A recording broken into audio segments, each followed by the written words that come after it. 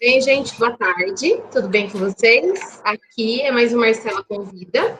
Hoje, dia 6/10, a gente tem como convidado o professor Wesley e vai falar um pouquinho sobre como a experiência com a geografia e a experiência com o movimento negro o formou, né, a ser o que é hoje, que é um professor de coordenador pedagógico, tem uma vasta experiência, principalmente na atuação em escola pública, e tem muito a contribuir com a gente. Já agradeço de antemão, né, a sua presença, Wesley, para a gente é uma honra poder te ouvir as suas experiências e muito obrigada. Pode ficar à vontade para se apresentar e conversar com a gente. Eu que agradeço a todas e todos que puderam acessar. Quero poder contribuir com um pouco da minha experiência e dos meus conhecimentos com vocês. Me ouvir legal? Porque eu tô com um foninho aqui improvisado. Dá, não, mas dá para ouvir certinho. Beleza. Qualquer coisa vocês dão um toque se ficar muito ruim.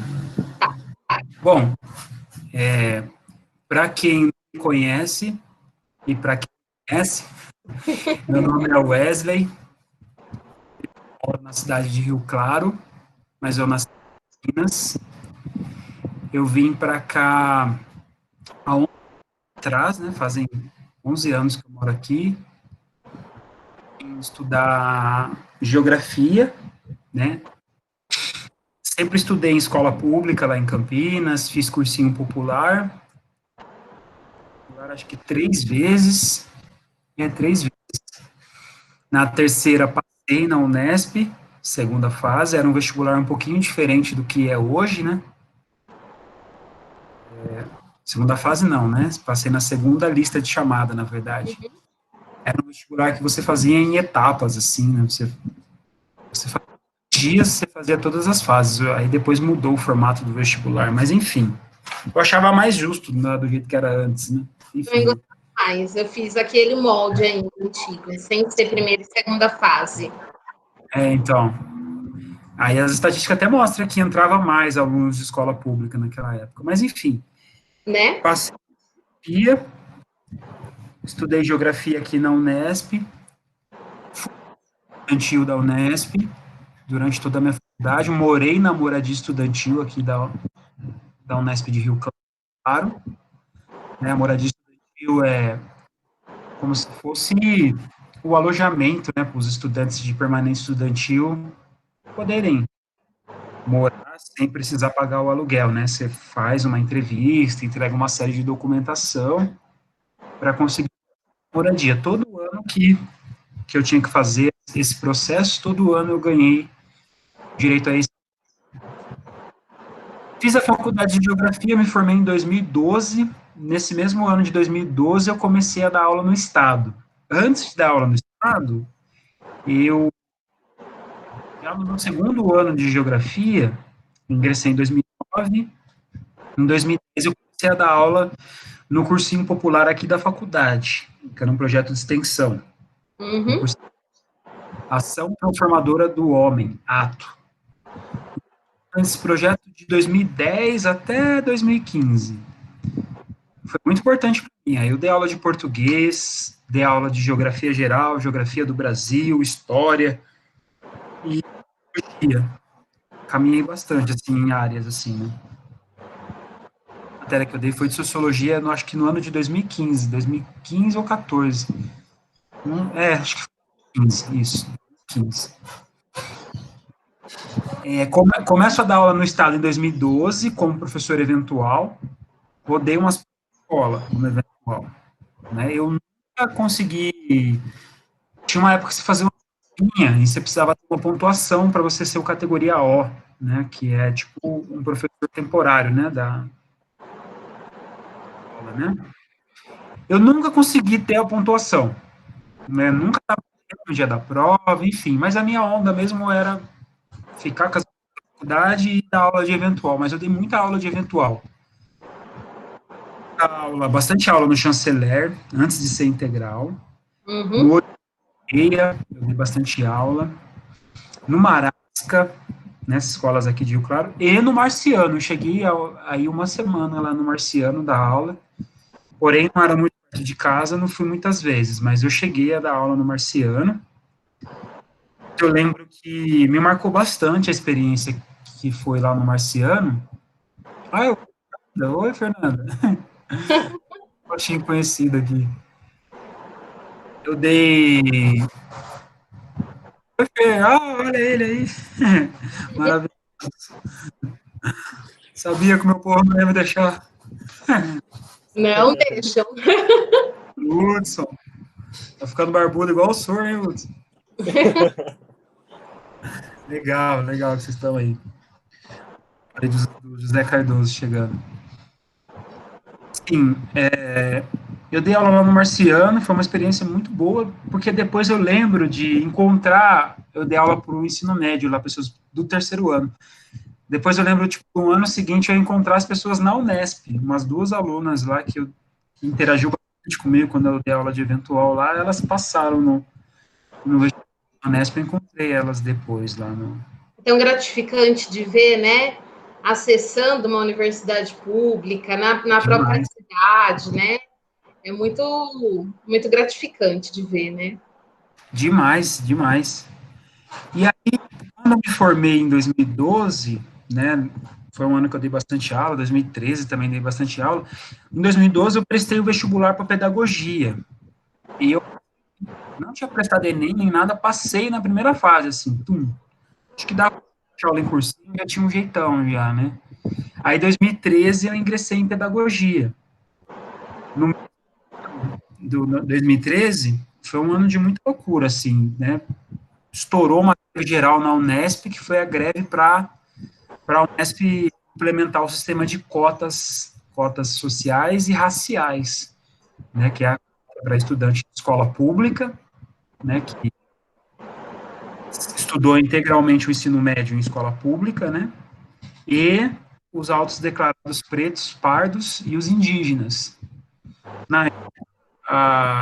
Em 2013, estava no meu primeiro ano de pedagogia. Eu quis implementar um sistema de cotas que não tinha nada a ver com cotas. Ela estava querendo implementar um sistema de ensino à distância.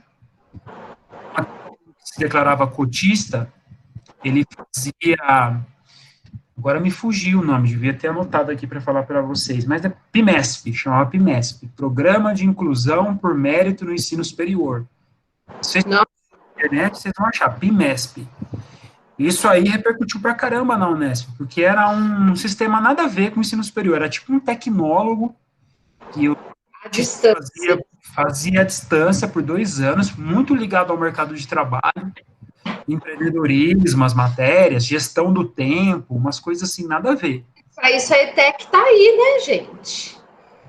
Depois de fazer, então, você queria uma vaga na Unesp, você te mandava para o CIPMESP, que era uma parceria com a Univesp, né, Cidade Virtual do Estado de São Paulo. Uhum. Que quando eu era do movimento estudantil, a gente também fez greve contra a Univesp, né? A gente fazia um monte de greve, na verdade. E aí a gente foi estudar o que era esse programa de inclusão por mérito. Então o cara ficava 2 anos fazendo um curso de tecnólogo. Se ele tivesse uma média 7, né, nesse curso de tecnólogo, depois ele teria acesso, ele poderia optar por fazer um dos cursos da Unesp. Porém, ele ganhava o diploma de tecnólogo, que é o equivalente a um diploma de ensino superior no Brasil, né? Sim. Tecnólogo é como se fosse aí um grau de ensino superior. Em outros países não é assim, né? Só que aí você pensa, né? O trabalhador, a trabalhadora, fazer esse tecnólogo aí à distância, com as dificuldades, ia pegar o seu diploma ligado a uma área do mercado de trabalho aí, muito E não ia provavelmente dar isso. Pouquíssimos iam querer fazer uma engenharia, uma pedagogia, uma geografia, sei lá o que for da sua vontade. Ele já ia se contentar com o diploma aí que ele adquiriu à distância, talvez até fazer outros cursos, muito mais aligerado, enfim.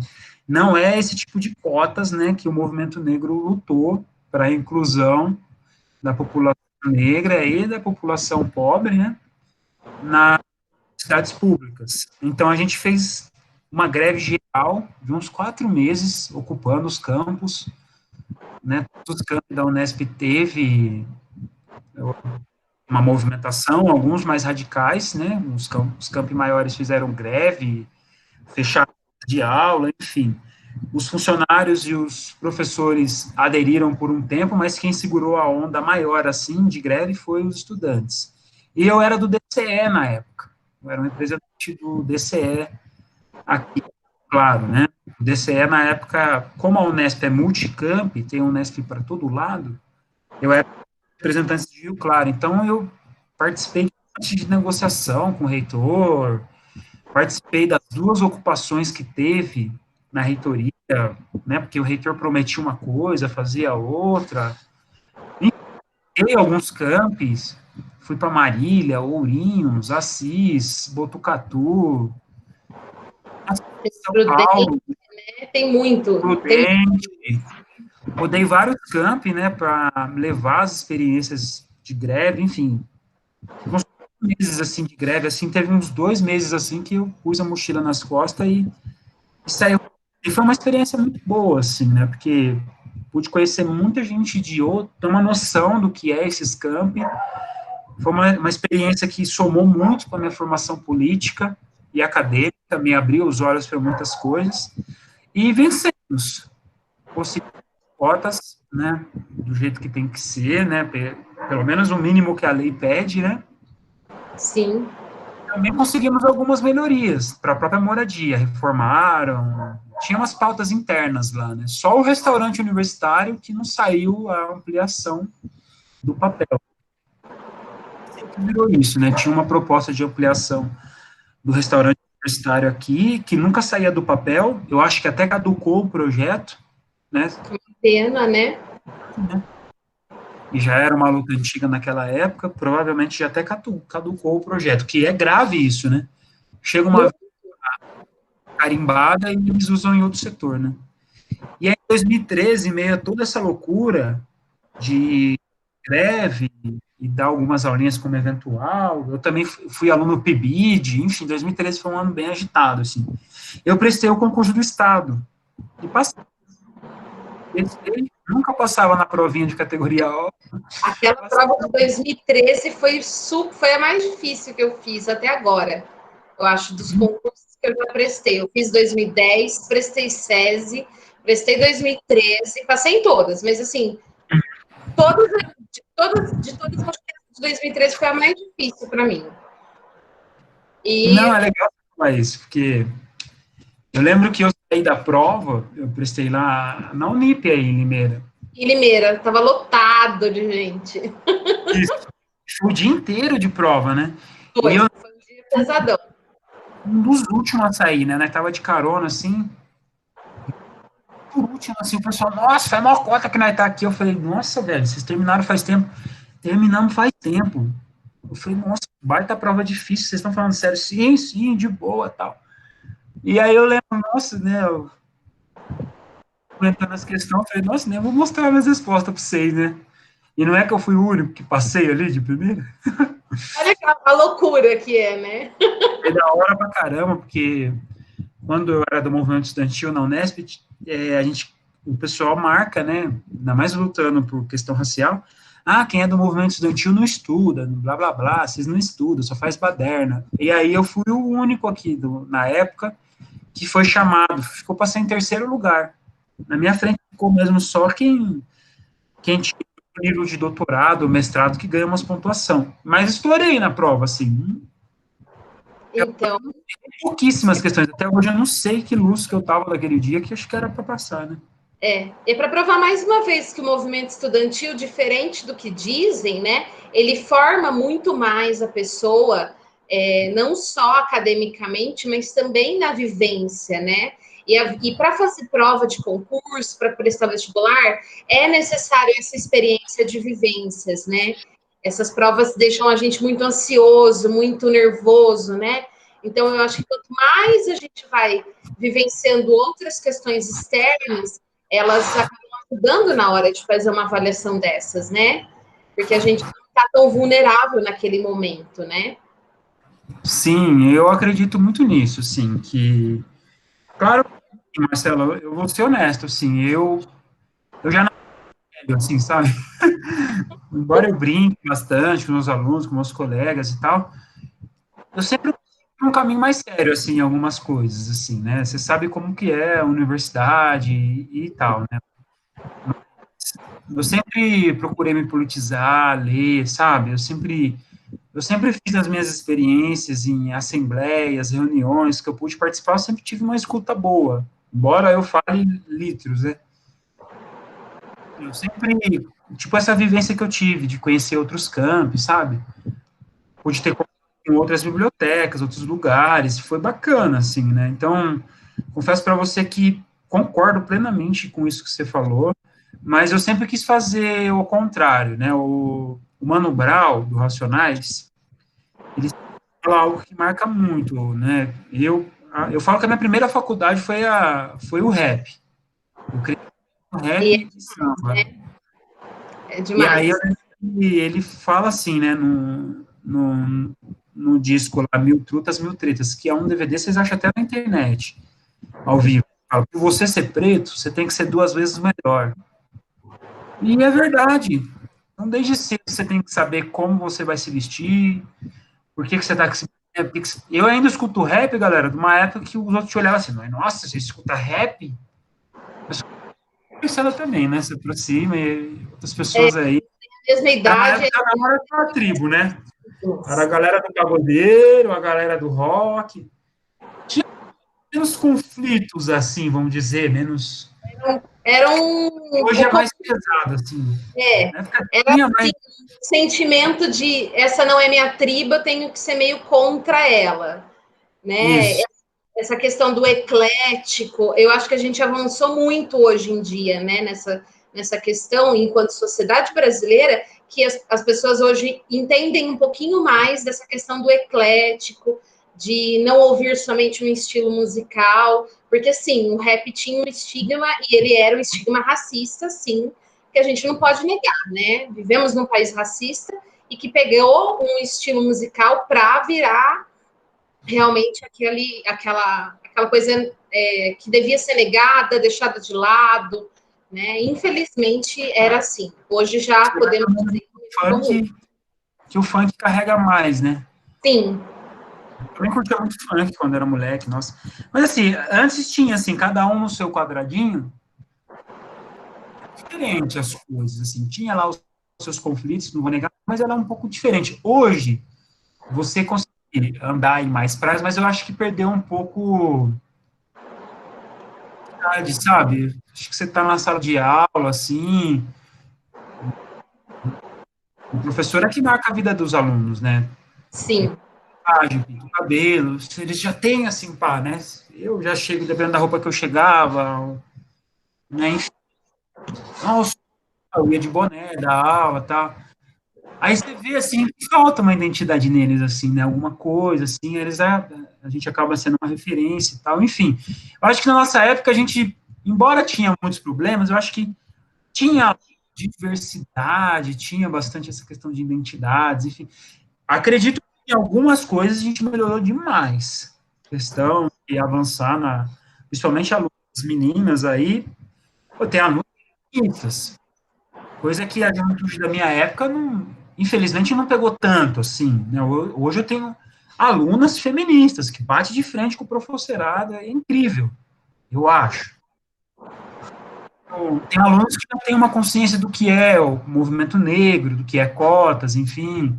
Eu, na idade aí de ensino médio, eu estranhava esse debate, mas cotas, precisa disso, tal. Depois que você vai entender, sabe? Você vai fazer um cursinho, vai ter um contato com uma galera diferenciada que você vai ver a importância. Então, eu vejo que ao mesmo tempo que a gente avançou em algumas coisas, eu vejo que o jovem hoje, na questão da identidade, ele a tecnologia levou um pouco isso, sabe? Você não vê bem definidos os skatistas, a galera do patins, você sabe? Enfim, mas são fases. Eu acho que também tem uma questão da questão do excesso de informação, né?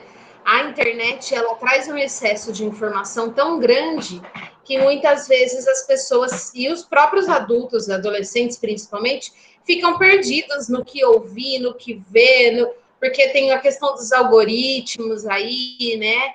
Que a gente nem percebe, já está sendo pego por eles. Então, acho que tem essas questões também, né?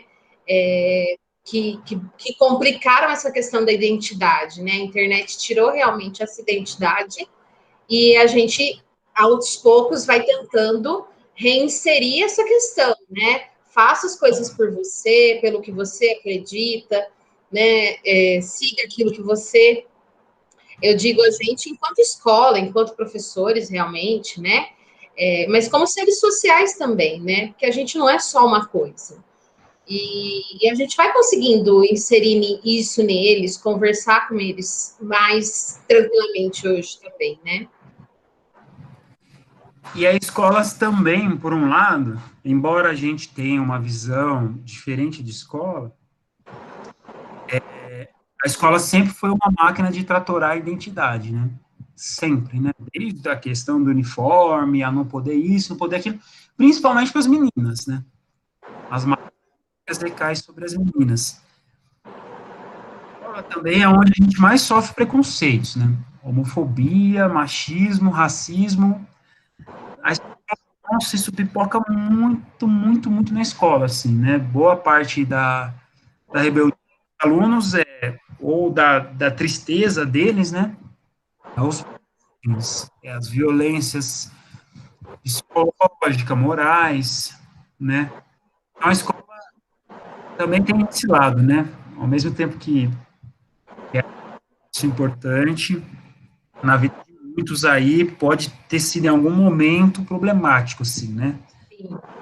Mas eu não sei como é que é a sua dinâmica aqui, se rola umas perguntas, se eu vou falando. Não, mas você pode ir falando, assim, né? Eu queria saber como é que você escolheu o curso de geografia especificamente, assim. Primeiro, né? Por que você escolheu ela como primeira graduação? Por que ir para uma licenciatura?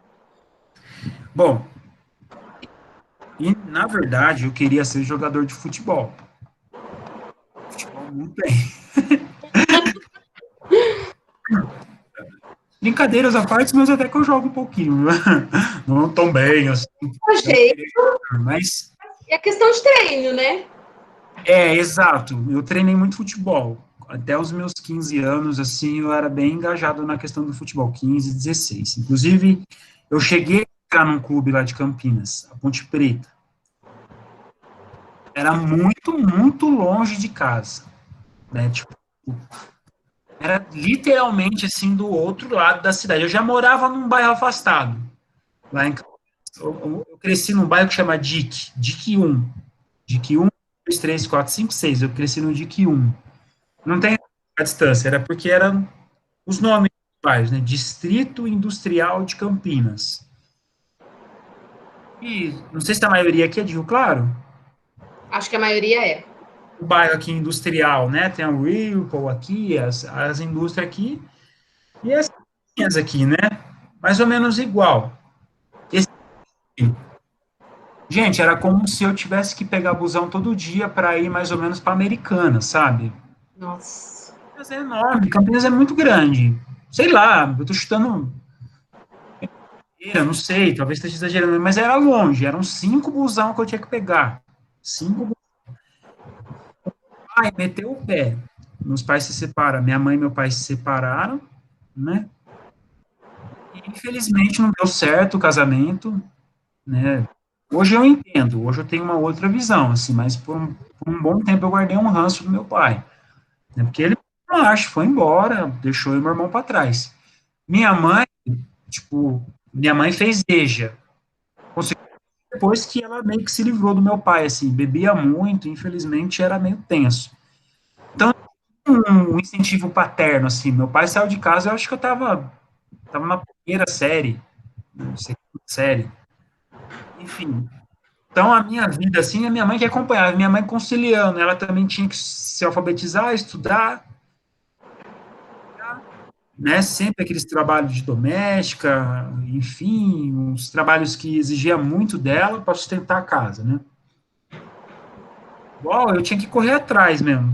Um tio outro que motivava, mas não era a mesma coisa. E aí, cheguei a entrar nesse clube, o meu avô, Deus o tenha, né, um bom lugar, era o único que conseguia acompanhar um pouco, assim, comigo, assim.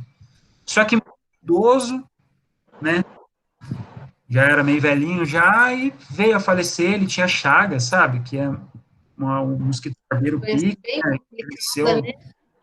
cresceu numa área rural, contraiu essa doença de Chagas, que é uma doença que mata pobre, por isso que o pessoal não faz vacina, essas coisas, né? Enfim, é tema de vestibular, viu, pessoal? Essa questão da infecção por Chagas, esses, Exatamente. lá, né? Que é um mosquito, fica infectado, enfim, né? Ele foi barbeiro e ele carregou essa doença de Chagas a vida inteira, que os órgãos da pessoa vão crescendo.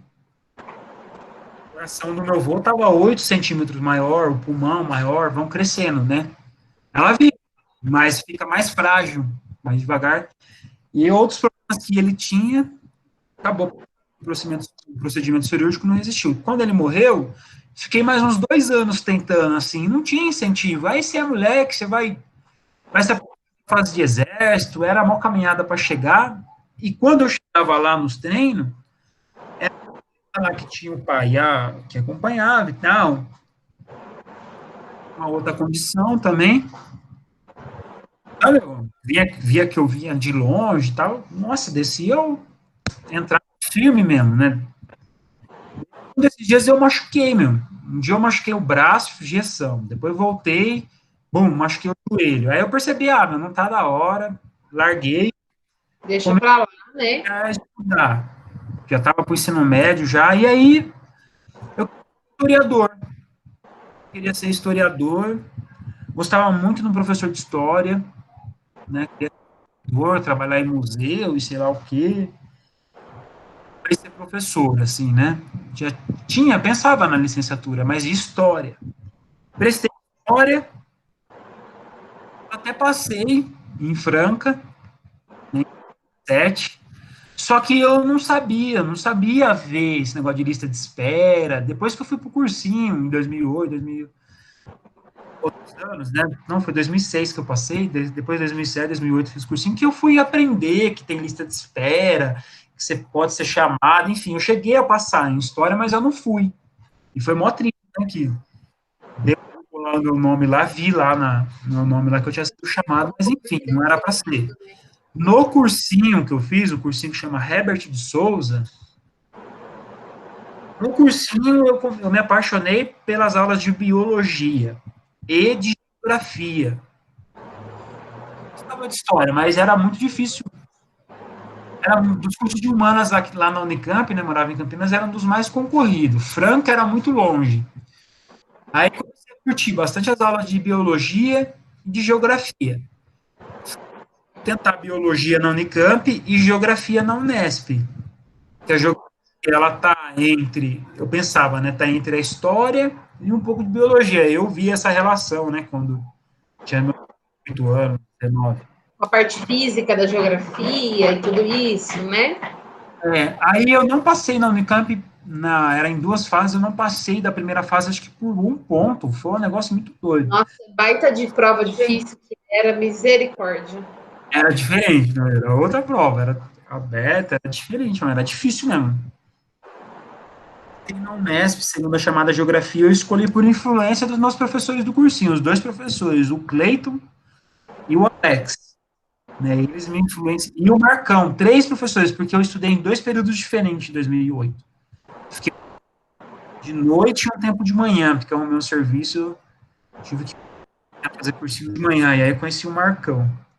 Então, o professor de geografia que eu tive no cursinho me influenciou bastante.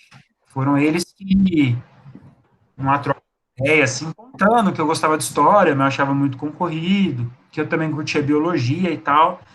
Aí eles me convenceram a geografia. E era uma amizade muito boa, cheguei a viajar com um desses professores, né, plantões que eles davam e tal, e aí foi, geografia, estudiou, claro, gostei daqui, consegui vaga na moradia, fui muito bem acolhido, não dá, não quis ir para a Unicamp, porque também se eu fosse para a Unicamp, na onde eu moro lá em Campinas, né, a minha família mora, é uma periferia que fica do outro lado da cidade, né, a Unicamp está em Você ia outro ter que morar na moradia da Unicamp de estado. qualquer maneira, né? Isso. Que na minha época era um pouco mais difícil você conseguir vaga na moradia da Unicamp sendo da cidade. Porque na lógica deles, né, você É. mora na cidade, então Dão lá um auxílio lá para você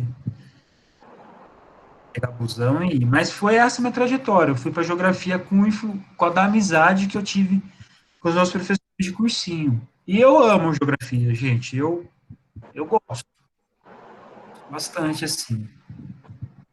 e essa identificação, né, não só com a disciplina, mas também com a licenciatura, foi despertada por outros professores, né? É isso que eu acho que muitas vezes a gente tem esse papel, né?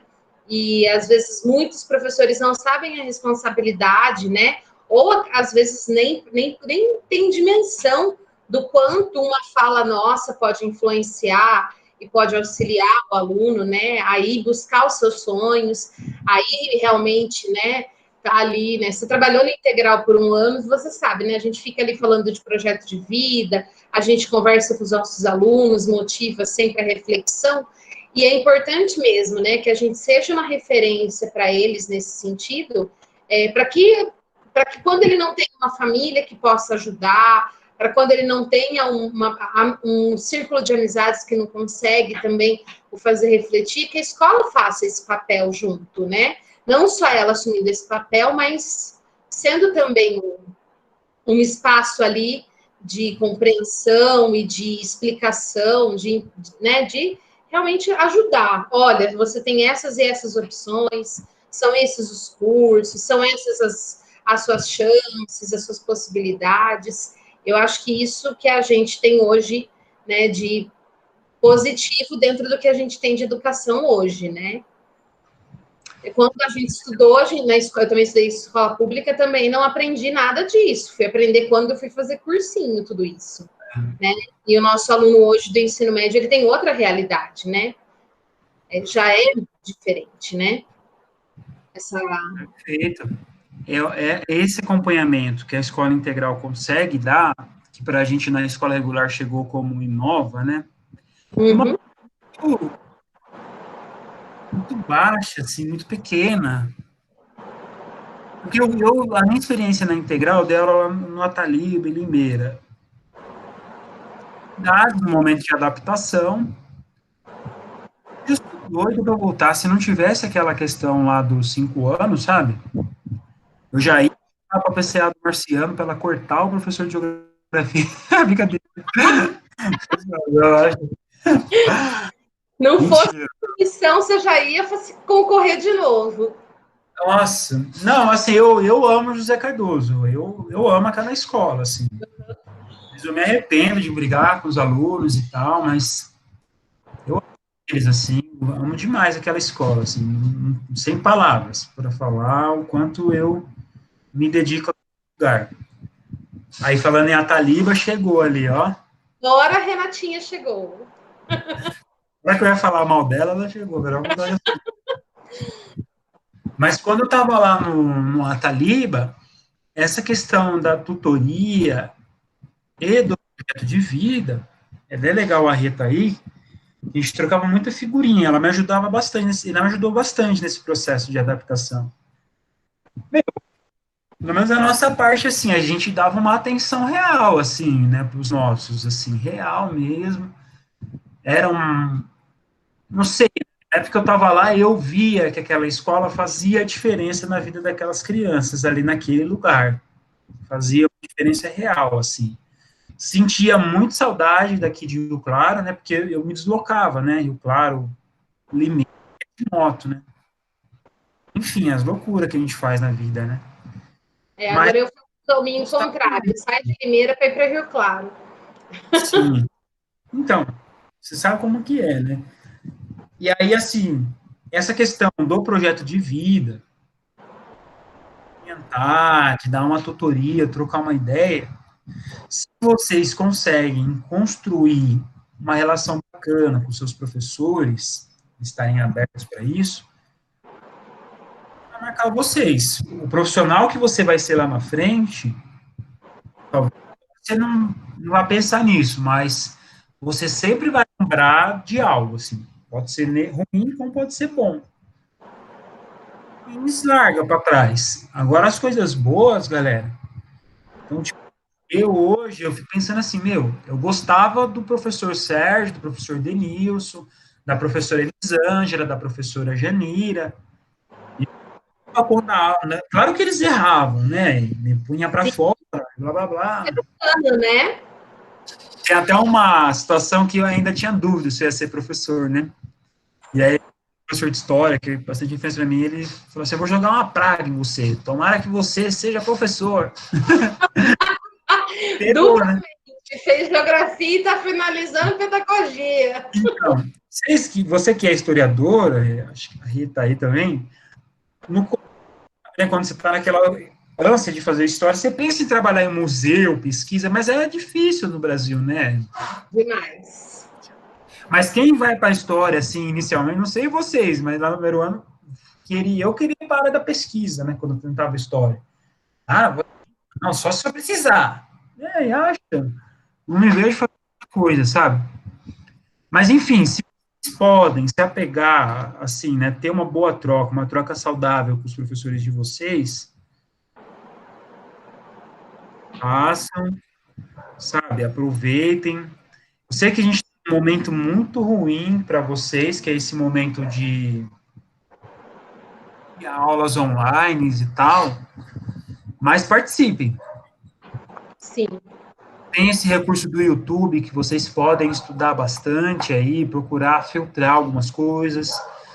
A geração de vocês aceitam coisas da internet, sempre que você filtra, é possível encontrar. Na nossa época não era bem assim. Primeiro que o acesso era diferente, tinha que esperar da meia-noite para usar a internet, né? Gastar um pulso só. É. Da internet de escada. Tinha que esperar um pouco. E tinha-se muita desconfiança, né, de pegar coisa da internet e tal, né? Mas, assim, aproveitem esse período de vocês, de estudar, de ter uma tutoria, um acompanhamento e tal. E se puder ter um vínculo com seus professores, a professora Marcela tá aí e tal, meu, fiquem próximos, porque amanhã ou depois pode ser colegas, entendeu? Amanhã ou depois vocês vão estar aí fazendo a faculdade de vocês e tal. E é maior prazer ajudar, é maior onda isso, quando vocês viram bichão de faculdade, nossa, é mó legal, mano. A gente fica super feliz, né? Eu fiz história convicta de que eu ia ser professora de história de escola pública. Mas eu só acho que deve ser uma das exceções, né? Eu já queria mesmo, mas era muito por conta das minhas convicções políticas e de como eu passei a minha adolescência, né? Eu falava que ia ser jornalista, depois, prestes ao vestibular, falei, não, vou ser professora de história, uma conversa com colegas, com professores de cursinho também. E aí eu decidi, falei, não, eu vou ser professora de escola pública de história e porque eu realmente quero fazer a diferença na educação, né? E não que eu faça sozinha, né? Não que se possa fazer diferença sozinha, mas eu tinha realmente, sempre fui muito utópica, né?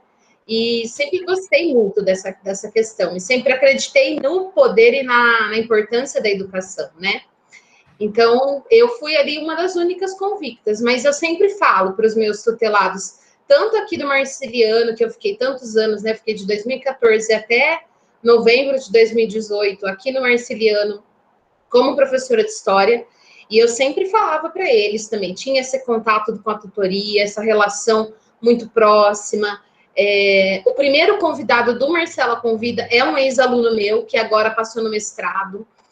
Ele foi fazer história. Então, né? Bastante. Ele foi uma das primeiras turmas que eu peguei no ensino médio e ele já está fazendo a disciplina do mestrado em educação. Ele fez história na Federal lá de Minas e agora já está no mestrado na Federal de Sergipe. E aí, assim, é um orgulho para a gente ver, né, que muitas pessoas podem sim alcançar os seus sonhos, as suas metas, mas isso muito dentro daquilo que a gente sempre fala, daquilo que é possível fazermos, né? O Ângelo, né, que é meu PCNP, não sei se ele já foi seu, ele estava presente.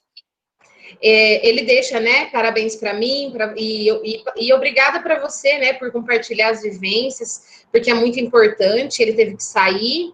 A Danuta, que é uma colega de classe, né, minha e da Rê, do curso de História, ela falou aqui, ó, que ela ganhou da gente, que ela queria ser professora de História desde os 13. Ganhou mesmo, Dan, porque eu não pensava, essa idade eu queria ser jornalista ainda. Eu acho que com 17 anos que eu não tenho ensino médico, decidi ser professor mesmo, assim. É isso, assim, né? A gente, assim, eu hoje que sou professor, eu sempre vou apoiar os sonhos dos meus alunos, assim, no que eu puder. Na escola regular não tem a tutoria, né? Uhum. Que muita coisa vem a melhorar e tal, né? Mas é um movimento interessante que a API faz, um acompanhamento e tal. E talvez eu, assim, até hoje, os meus alunos que eram lá do Ataliba já saíram, assim, né? Mas até hoje eu tenho um contato com alguns de tutoria, converso, mando WhatsApp e tal. Até hoje, assim, tanto significativo que foi, né? Mas aqui, na minha escola aqui, faz falta, assim, né? Se pudesse ter esse tipo de construção, se tivesse as mesmas condições, né?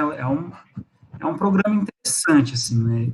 Eu acho. Não é à toa que eles estão pegando as políticas da API e querendo colocar, mas eu acho que é muito pequeno ainda, isso é muito Tempo, né? Ele é muito curto, pequeno, né? não é nem pelas formações, até acho que a gente está tendo bastante formações. Isso é E uma são coisa muito aí, boas, são importantes. Né? uma coisa que o secretário pode se gabar mesmo. Ele está fazendo várias formações mesmo, fazendo a coisa chegar, né? Mas falta, falta ainda. Hoje que eu sou um coordenador de escola, puxando eles, vamos ler, vamos participar, vamos ler, vamos participar. Mas é isso, assim, a minha esperança é, quando a gente está falando de competência leitora, né? Então, tipo, vocês têm que, vou ir vocês, leem, né? Comecei a jogar umas provocações assim, né? Porque sempre cai numa crítica, né? Culpando o aluno e tudo mais. Então, para tentar politizar um pouco, para tentar construir algumas coisas, e tem surgido diferenciada, sabe? Não sei se essa pandemia tocou alguns corações e tal. Então tem surgido assim algumas ações assim que tem me trazido esperança, né? De ter um retorno, o pessoal ver, olha, a gente precisa mesmo dar conta aqui de ensinar essa molecada, motivar ela, investir nos sonhos deles, né? Exatamente. A escola tem que ser movida pelos sonhos de vocês, galera. Tem que ser de vocês, assim, movida. Eu fui um sonhador na escola, né? Queria ser jogador de futebol, não deu certo, mas eu vi que era através do estudo que eu ia me encontrar. Eu vou falar um pouco, Marcela, se deixar, já vai passando, falo litros aqui, da minha experiência de luta, assim, movimento negro, né? Uhum. Que, que funciona assim para mim, né? Quando eu estou por cotas na Unesp, e a gente ela está muito atento a várias coisas, enfim, entender melhor a importância disso, né? Talvez, para o olhar de algumas pessoas, falar, mas ele nem é tão negro assim e tal, né? A brasileira aí, de desmerecer um colorismo bem bizarro que tem no Brasil, né? Ah, eu sei quem são os meus pais, eu sei quem são as minhas raízes, né? Quando eu fui prestar atenção na Unesp, mesmo eu andando com o povo do movimento estudantil, eu via pouquíssimos negros. A minha turma mesmo era eu mais dois, né? Ainda foi tipo, meu, eles foram se descobrir mesmo assim na universidade. Eles ainda, não, se passava assim, não sei se eu sou negro e tal. estava em choque. Depois que ingressa na universidade, eu nunca tive esse problema de identidade, né, na minha família, né, mas tem pessoas aí de casamentos interraciais que têm essa dificuldade. Sim. Então, assim, eu fui ter essa visão melhor pelo movimento estudantil, né, e aí comecei a me aproximar, depois passou a luta por cotas, tudo, do movimento negro aqui da cidade, e a gente tem um coletivo, chama Coletivo Mãe África. Eu faço parte de um coletivo negro aqui de Rio Claro, chama Coletivo Mãe África. A gente tem página no Instagram, no Facebook, vocês podem acompanhar um pouco do nosso trabalho. Esse ano a gente está um pouco parado pela questão da pandemia, né, e também porque a gente está correndo escolas, né.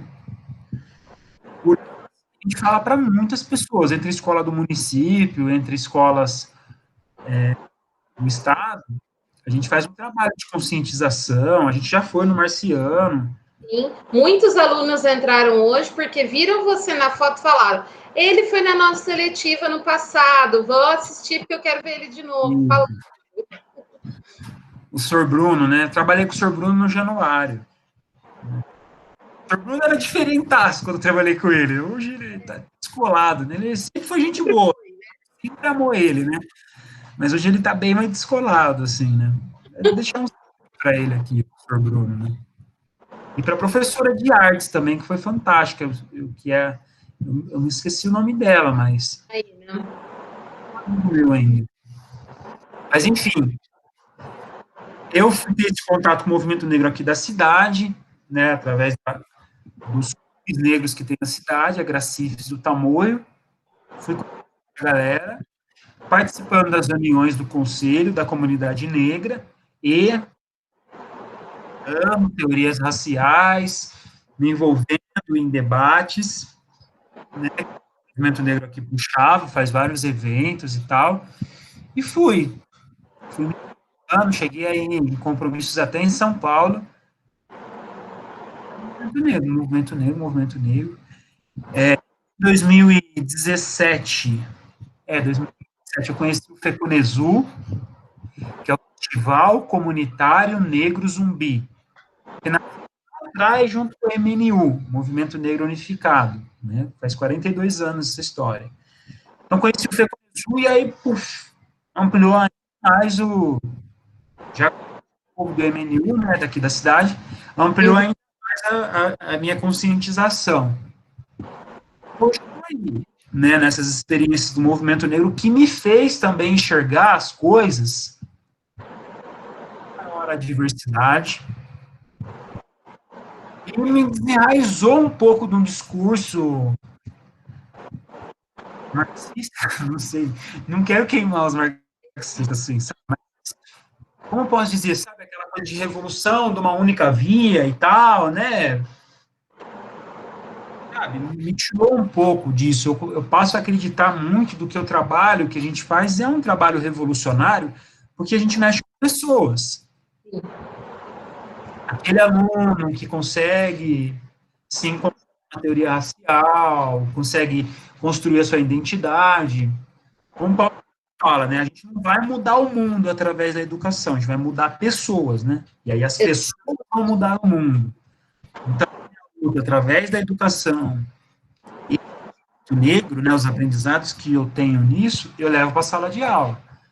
Então, a aula sobre formação do Brasil, um rap que dialoga com a questão, vou trabalhar o material didático, sim, mas eu vou trazer as minhas contribuições, né? Enfim, vou pedir para a senhora Renata liberar a televisão, porque ela reservou e eu não reservei. Enfim, né, vai se virando aí, dando aula, trocando figurinha, né, fazendo várias coisas. Mas é muito legal, né? E aqui a Renata falou que ela não escolheu, mas ela gosta de ser professora, né? A minha PCNP, né? Porque eu tenho dois PCNPs na escola. A Lídia, ela falou, né? A Lídia se conhece, né?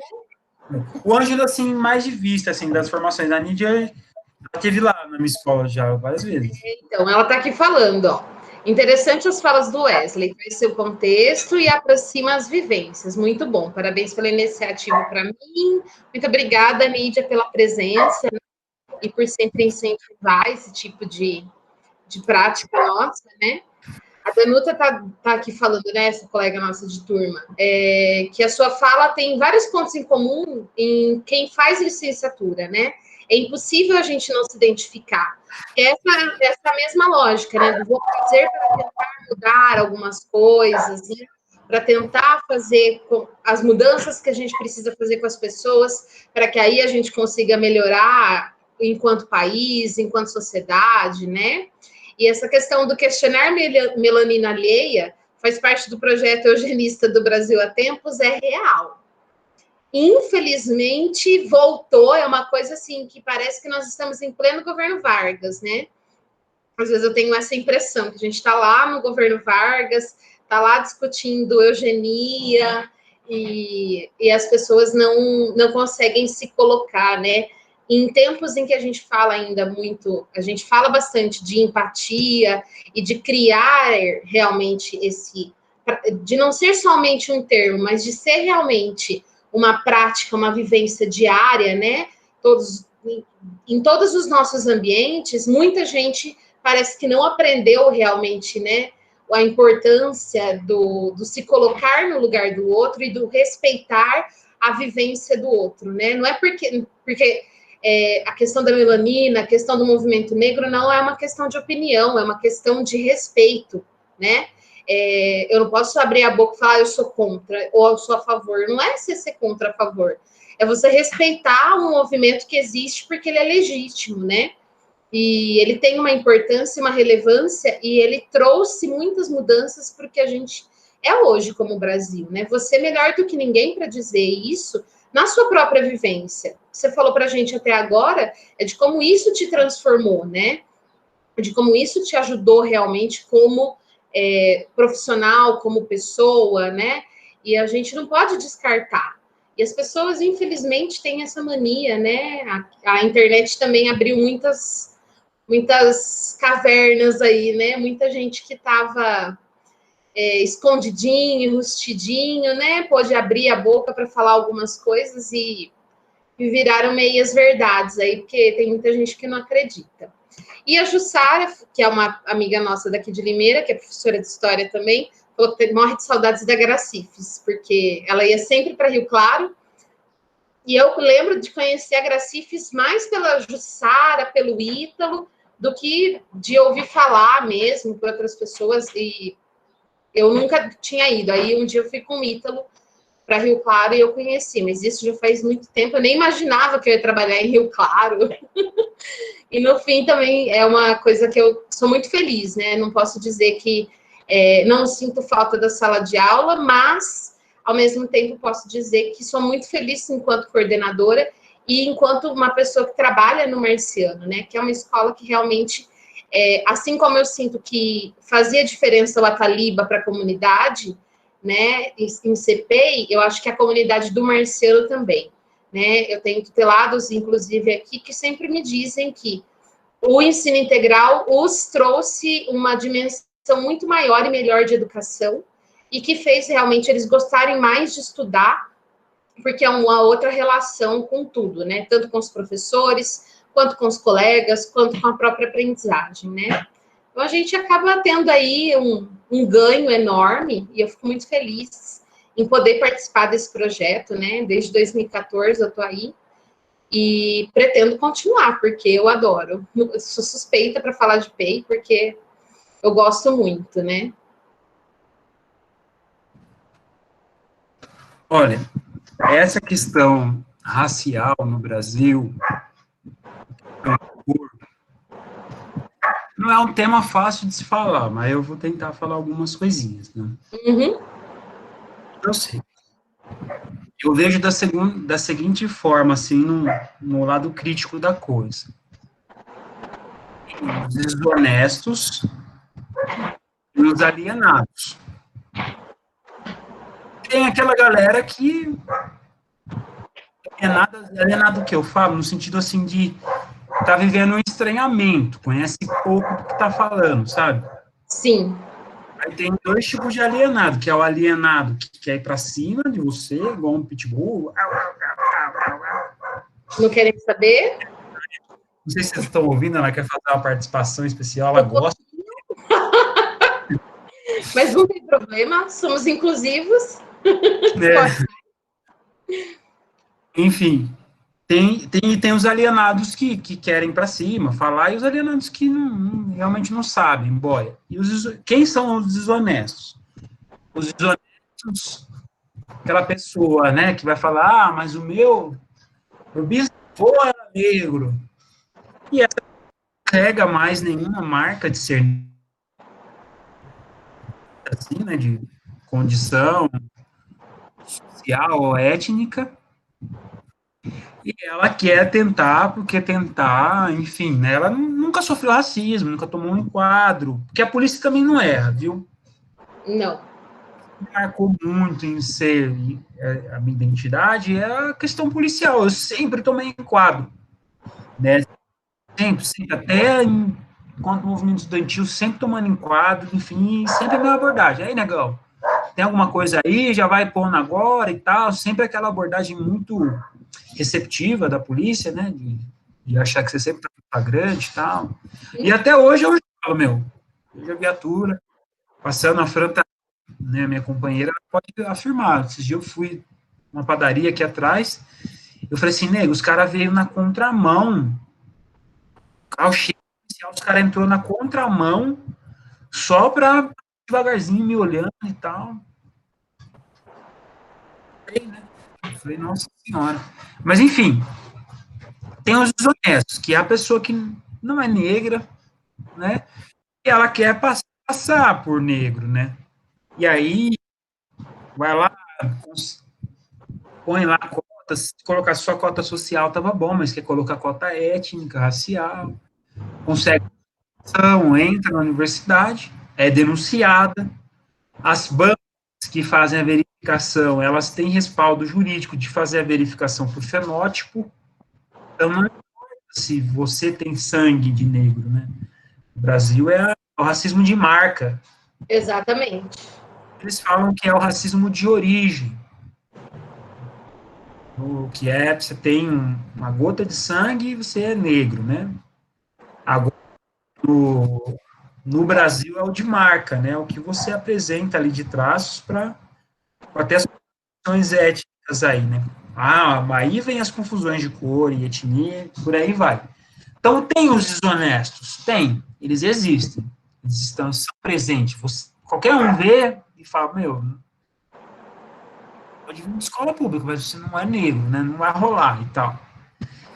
E tem os alienados, assim, os que ainda não pararam para ler e entender o que foi esse processo, essa ideologia do embranquecimento. Quando viram que não teria jeito, né, o sistema colonial estava em crise e os negros estavam resistindo bastante para uma ocupação, e as elites olhou para o Brasil e falou, meu, é uma massa de descendentes de africanos e indígenas. 90% do Brasil, sei lá, 80% do Brasil é isso, é misturado. É negro.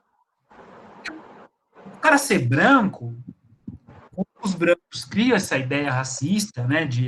O racismo é essa hierarquia, né, de cores, né? Que vai colocar o negro lá embaixo, né?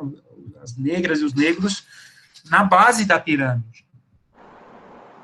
O racista criou essa pirâmide, o branco dele é aquele branco ariano, nórdico, sabe? Os vikings. Que é aquele povo que tá lá e só eles, né? São, assim, pode dizer, não passou por nenhum tipo de miscigenação mesmo, né? Entre caucasianos, digamos assim. Puro, isso, pureza e tal, que o Brasil estava longe de alcançar. Então, como a brasileira, meu, a gente vai virar aí, né? Viramos e tal. Vamos trazer imigrantes para cá. Um pouco de italiano, vamos trazer o máximo possível de imigrantes para cá para embranquecer o país. Esse crescimento A miscigenação, a mistura de raças, ela tem duas etapas. Ela tem uma dimensão biológica e uma dimensão social. Psicológica, né? Que está nesse social também, né? Sim. O biológico, acredito que as pessoas vão, né, se conhecer, se reproduzir, né?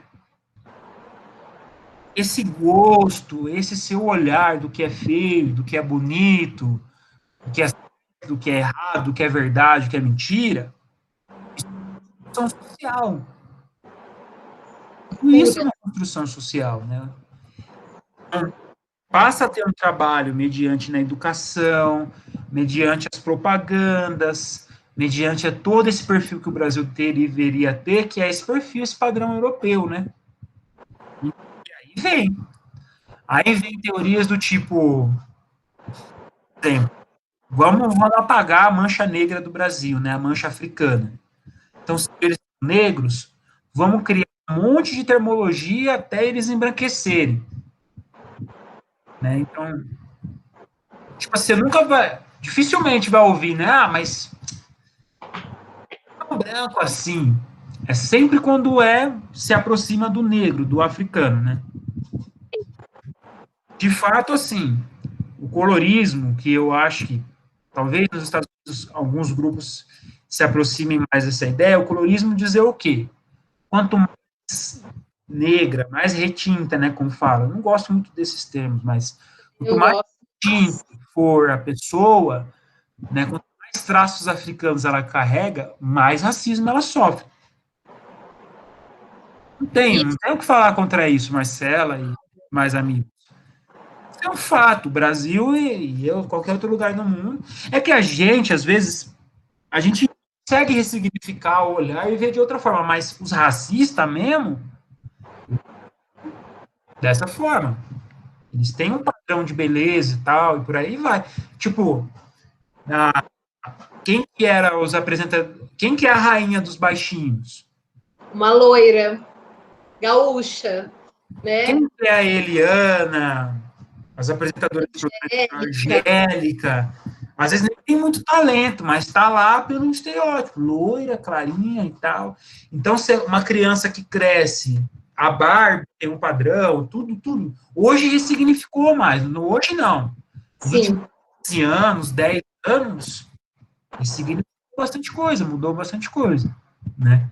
Mas tudo luta de representatividade, né? Cisões que o movimento negro foi criando. A esquerda nem sempre aceita esse debate da representatividade.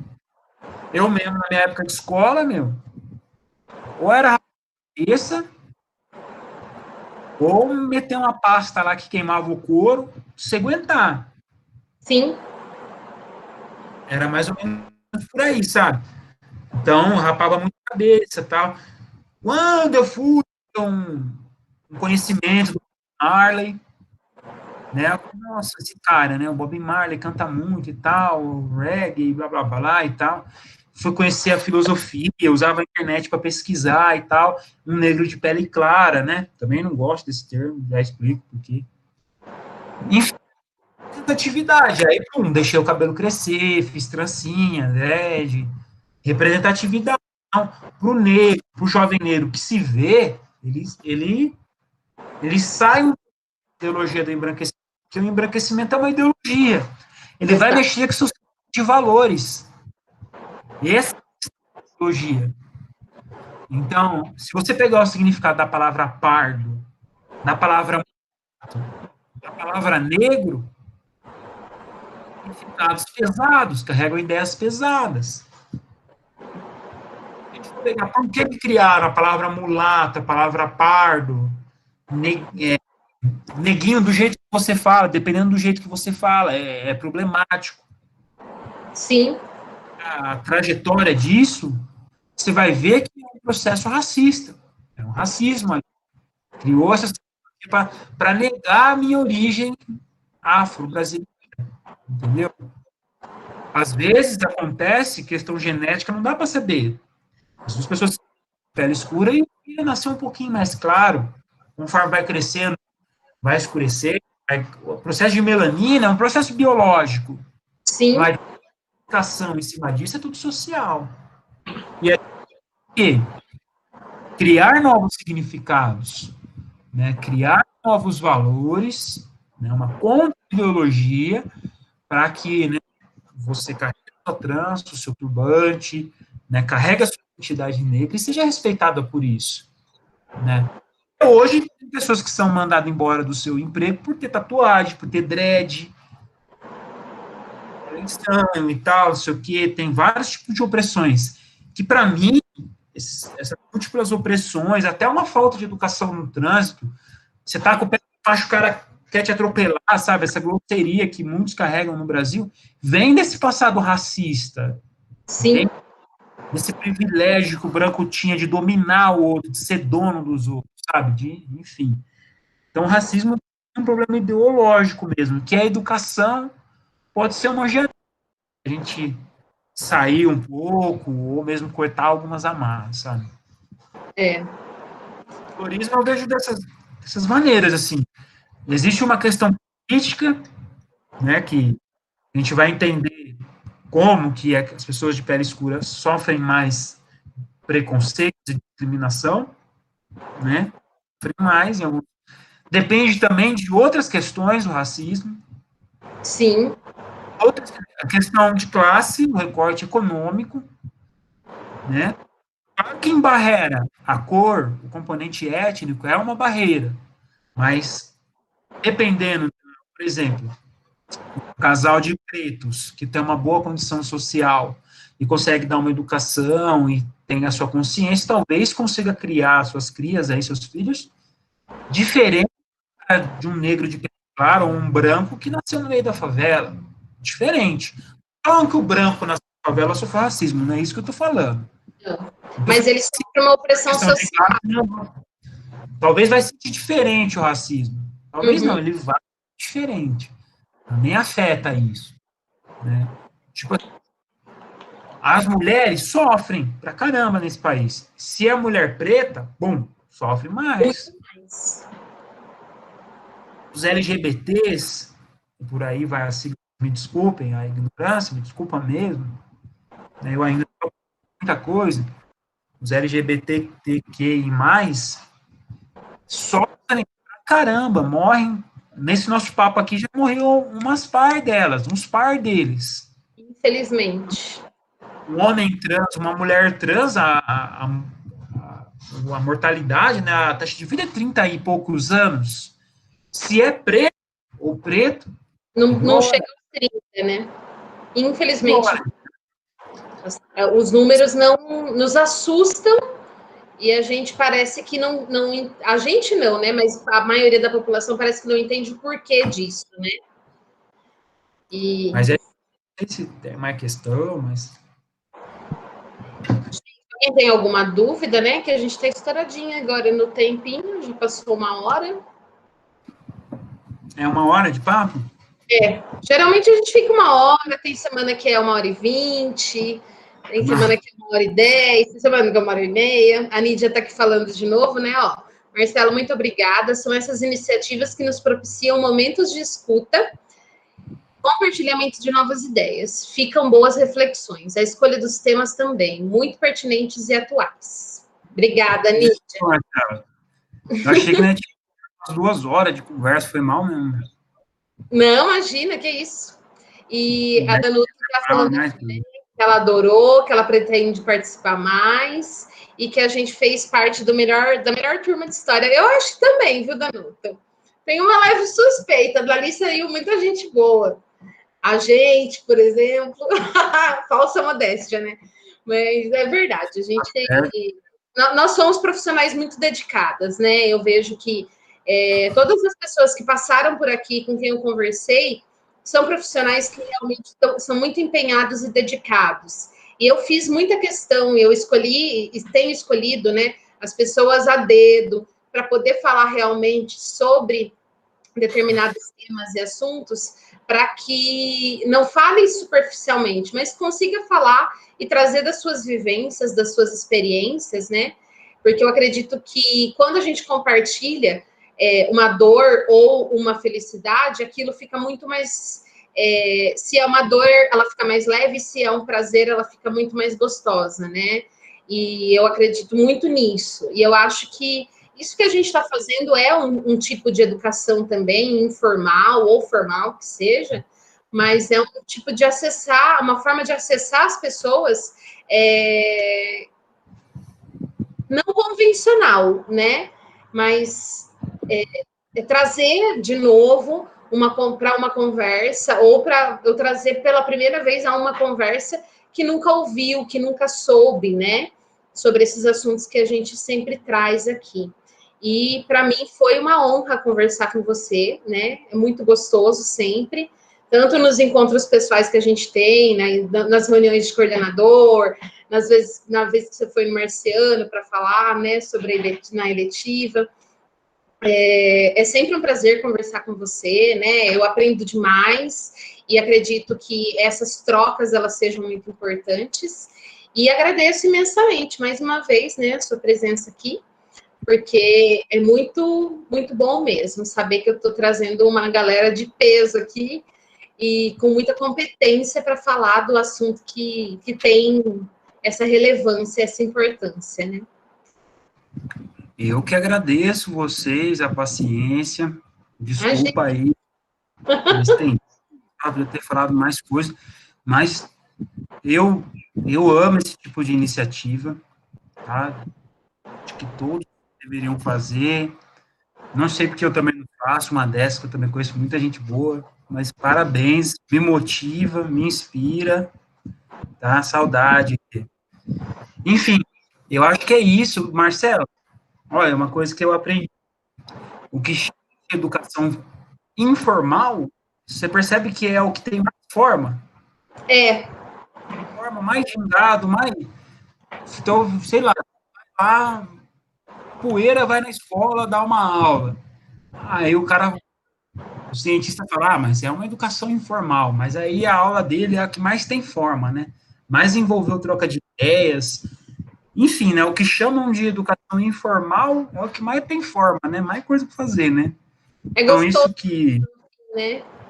essa ambiência que um pouco que eu pude participar, vocês me desculpem a hora da empolgação, não ter preparado nada mais positivo, mas ao mesmo tempo é o que mais tem forma, né? Então, Eu gosto um muito. slide e tal, mas tem forma. Eu às vezes fico assim, né? Eu não sei como você disponibiliza o vídeo, mas às vezes eu vou lá e vejo de novo quando eu participo desses papos, né? Que eu vou abrindo ganchos, vou abrindo falas e falas e falas. Mas eu agradeço, estou aberto aí a novas trocas de ideias, se quiser discutir outro tema, esse tema da miscigenação, da mestiçagem, das cotas, quiser me trazer para uma Viu? Não abre brecha, não, que eu chamo de novo.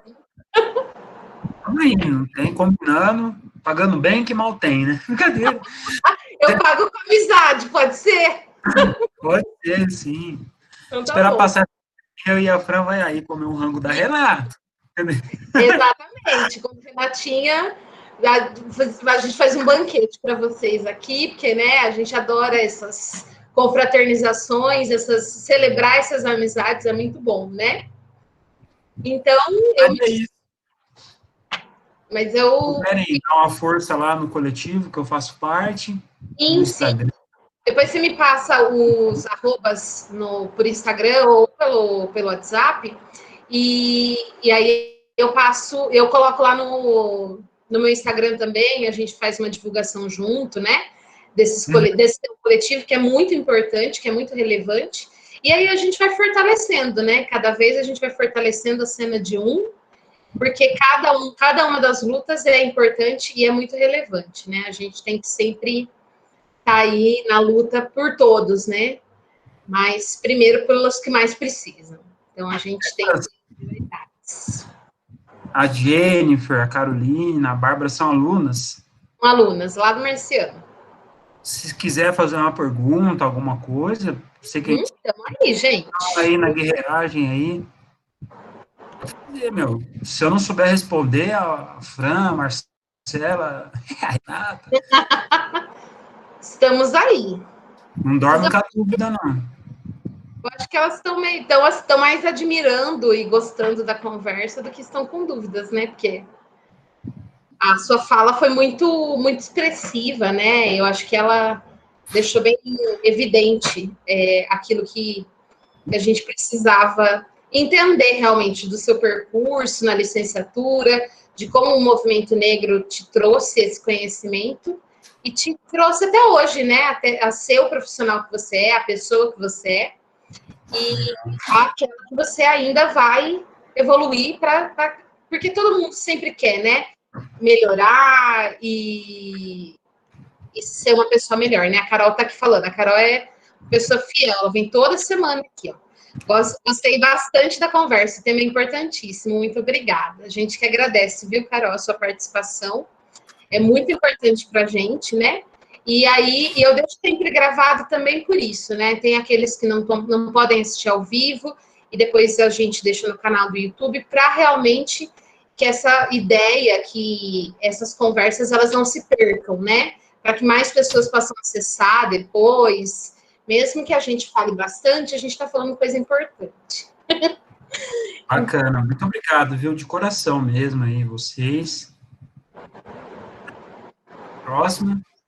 E vamos para o próximo. Logo, logo tem mais, hein, gente? Logo mais eu chamo Wesley de novo para a gente falar de outro tema um pouquinho mais específico aí, né? Mas não, de jeito nenhum a gente invalida qualquer conversa que tem aqui, né? Então, a gente fica por aqui hoje. Não vou deixar spoiler, mas já digo que o convidado da semana que vem é bem legal. Todo mundo vai gostar porque o tema é interessante.